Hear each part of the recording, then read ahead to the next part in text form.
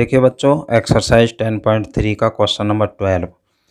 If vector A dot vector A equal to 0 and vector A dot vector B equal to 0, then what can be concluded about the vector B. ये कह रहा है यदि vector A dot vector A की value 0 है और vector A dot vector B इसकी value भी 0 है, तो वेक्टर बी के बारे में आपका क्या ख्याल है, यानी वेक्टर के बी के बारे में आप क्या कह सकते हैं। आइए सॉल्व करते हैं।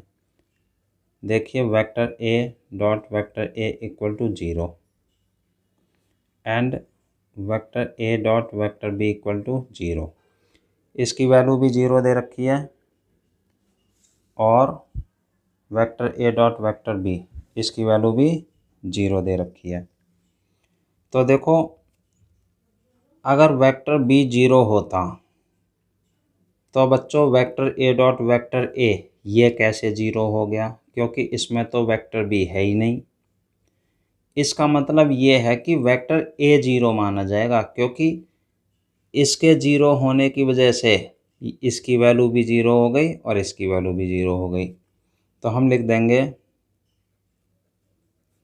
दीज इक्वेशंस आर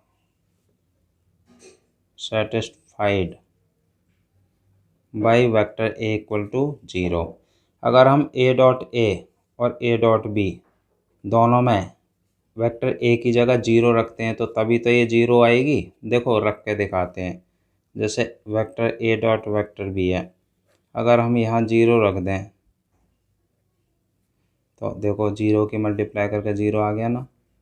और वेक्टर ए डॉट वेक्टर ए है, देखो 0 इंटू 0, देखो 0 आ गया ना। अगर वेक्टर बी 0 होता तो ये कैसे 0 हो गया, क्योंकि इसमें तो वेक्टर बी है ही नहीं। इसका मतलब वेक्टर ए 0 है। तो therefore vector A equal to 0 and vector B is